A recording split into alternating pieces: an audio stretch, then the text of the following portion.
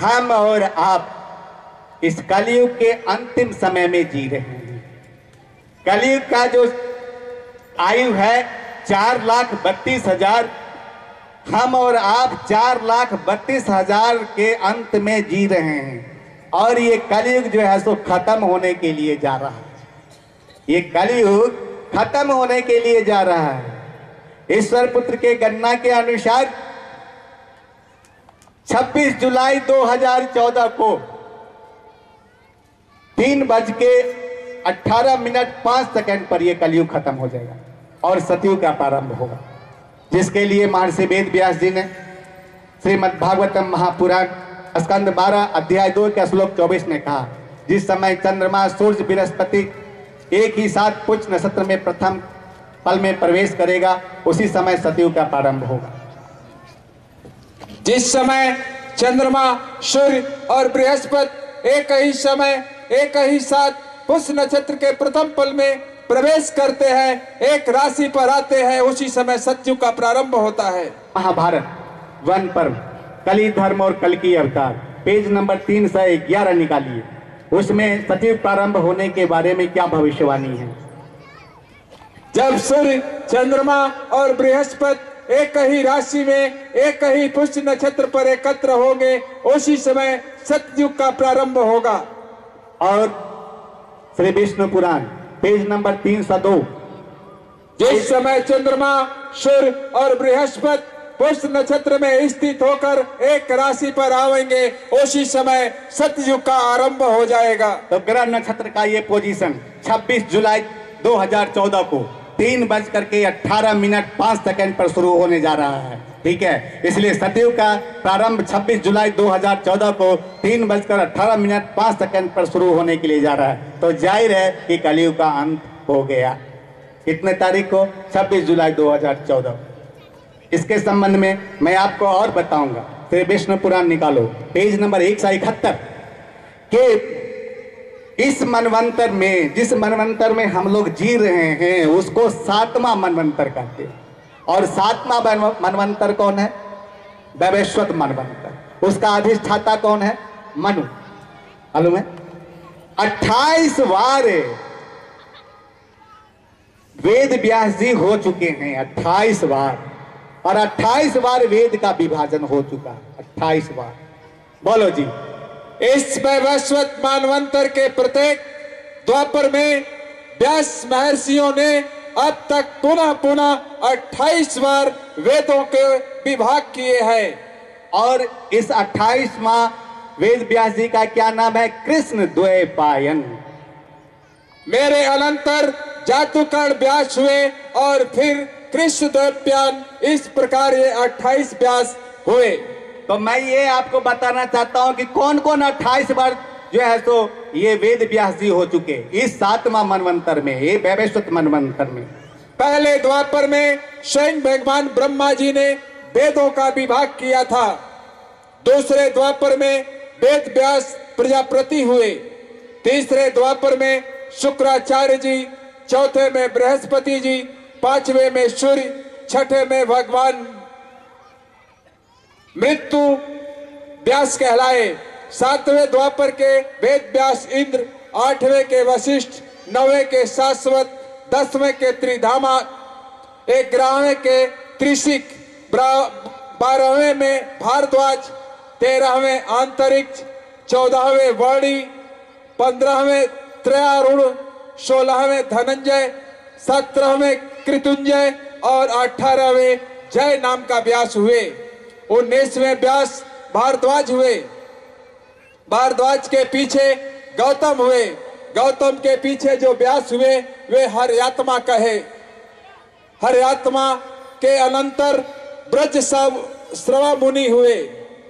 उनके पश्चात सोम सूक्ष्मवंशी तृणबिंदु 23वें व्यास कहलाए। उनके पीछे भृगुवंशी ऋक्ष व्यास हुए जो वाल्मीकि कहलाए। तदंतर जातुकर्ण व्यास और फिर कृष्ण द्वैपायन, इस प्रकार 28 व्यास प्राचीन हैं। और स्कंद पुराण पेज नंबर 129 निकालिए।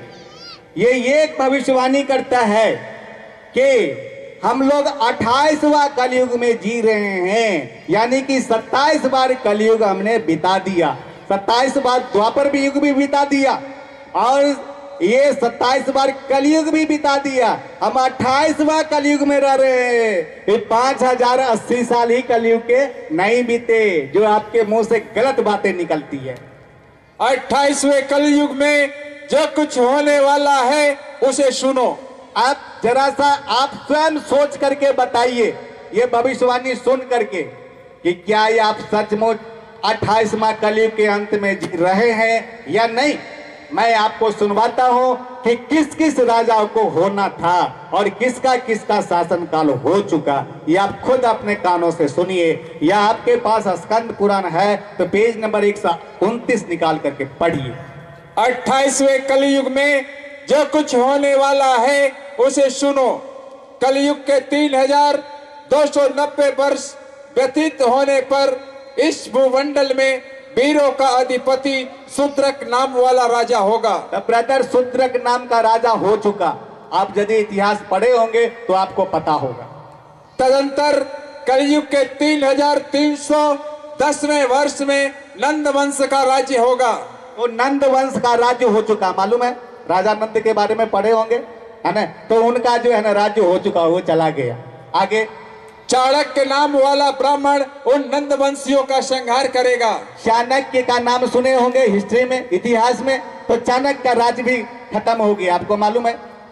कलयुग के 3020 वर्ष निकल जाने पर इस पृथ्वी पर राजा विक्रमादित्य होंगे। विक्रमादित्य का नाम आपने सुना होगा, राजा विक्रमादित्य का भी राज्य हो चुका। तदंतर 3100 वर्ष अधिक बीतने पर शक नामक राजा होगा। तो शक नाम का भी राजा जो है इस धरती पर हो चुका।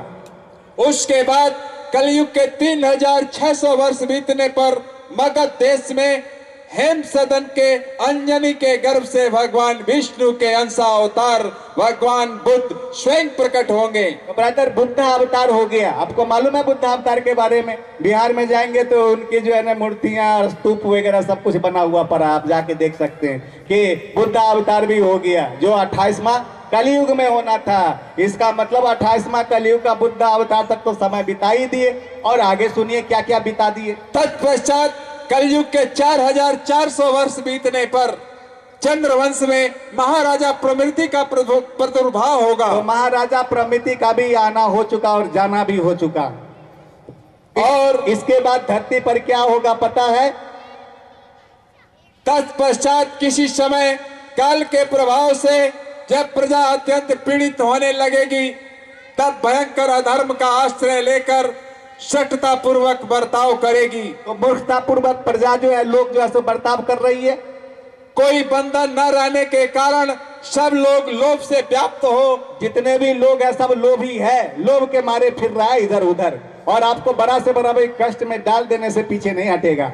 झुंड के झुंड निकलकर एक दूसरे को लूटेंगे और मारेंगे। जितने भी लोग हैं सारे लुटेरे हैं, एक दूसरे को लूट रहे हैं, लूटेंगे और मारेंगे, जान से भी मार देंगे। सभी श्रम से पीड़ित हो अत्यंत व्याकुल रहेंगे, और सभी लोग इस दुख से, इस संकट से पीड़ित हैं और व्याकुल हैं, जो आप टीवी न्यूज पर सुन चुके होंगे और सुन रहे होंगे। उस समय वैदिक और अस्मार्थ धर्म नष्ट हो जाने पर सब एक दूसरे पर आघात से नष्ट होने लगेंगे। वैदिक धर्म पर चलने वाला कोई नहीं है आज के डेट में, कोई ब्राह्मण, कोई पंडित नहीं। धार्मिक और सामाजिक मर्यादा का उल्लंघन करेंगे, और ये सब धार्मिक मर्यादा का उल्लंघन करते हैं। सब में करुणा, स्नेह और लज्जा का अत्यंत अभाव हो जाएगा। इसमें करुणा और स्नेह जो है सो नाम की कोई चीज नहीं है। घर तथा स्त्री का परित्याग करके हाहाकार करते हुए बाहर भागेंगे। इसीलिए सब लोग अपना गांव छोड़ करके दिल्ली, बंबई, कलकत्ता जो है कमाने के लिए बाहर जा रहे हैं या विदेश जा रहे हैं। वर्षा न होने से सबकी जीविका मारी जाएगी। इसके बाद क्या होगा वो बताइए। संपूर्ण जगत के स्वामी साक्षात भगवान विष्णु संबल नामक ग्राम में भगवान विष्णु यशा के पुत्र होकर अवतीर्ण होंगे। तब बताइए कि संबल ग्राम में विष्णु यशा का पुत्र होकर कल की अवतार का आना हुआ या नहीं, जरा आप बताइए तो।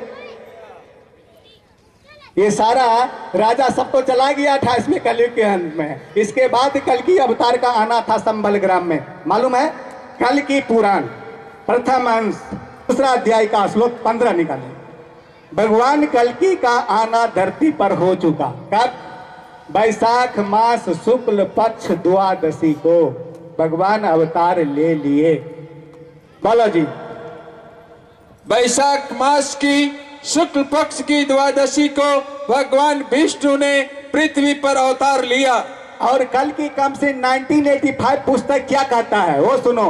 ये भगवान कल की नॉर्थ इंडिया में है ना, नॉर्थ इंडिया में बैसाख मास शुक्ल पक्ष द्वादशी को अवतार ले लिए। किस ईस्वी में? 1985 ईस्वी में। Kalki will be born in a Brahman family in Mathura city in Uttar Pradesh of North India in the first half of 1985. कहाँ पर जन्म लिए, अवतार लिए? मथुरा सिटी में, मथुरा में। ठीक है, वो उड़ीसा वाला संबल नहीं, या वो संबल कौन है दूसरा? हाँ, मुरादाबाद वाला संबल नहीं, ये मथुरा सिटी में अवतार लिए। ठीक है, इनका अवतार लेना हो गया। कल की कमसिन ये कहता है कि 1985 में अवतार लेना हो गया। तो 1985 में, ठीक है, बैसाख महीना अंग्रेजी महीने के किस में आता है? मई महीने में। और बैसाख मास शुक्ल पक्ष द्वादशी 2 मई को होता है। 2 मई को आप अभी भी पत्रा उल्टा के देख सकते हैं या कंप्यूटर पर देख सकते हैं कि बैसाख मास शुक्ल पक्ष द्वादशी 1985 में 2 मई को होता है। यानी कि 2 मई 1985 को भगवान कल्कि का अवतार हो चुका। महर्षि वेद व्यास जी ये कहा, आपने सुना कि जिस दिन सतयुग का प्रारंभ होगा उसी दिन भगवान कल्कि अवतार ले लेंगे। तो जरा सा सुनाइए तो।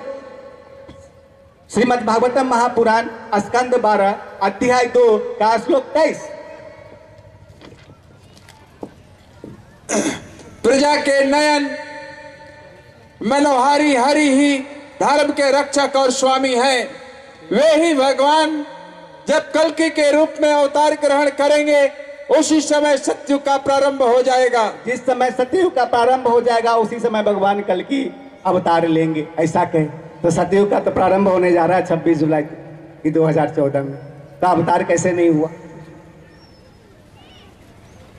ठीक है, अब ये बताओ कि महर्षि वेद व्यास जी कहते हैं कि जिस समय सतयुग शुरू होगा, प्रारंभ होगा, उस समय भगवान कल्कि अवतार लेंगे। और कल्कि पुराण ये कहता है कि बैसाख में, बैसाख महीना आता है मई में, है ना, और सतयुग का प्रारंभ हो रहा है जुलाई में।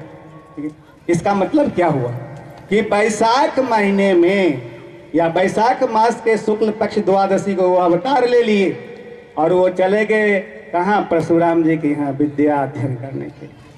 ठीक है, और 26 जुलाई 2014 को धरती पर आएंगे, अपनी जो योजना है विनाश लीला है ना, या विनाश तांडव नृत्य करने का, वो जो है ना शुरू करेंगे।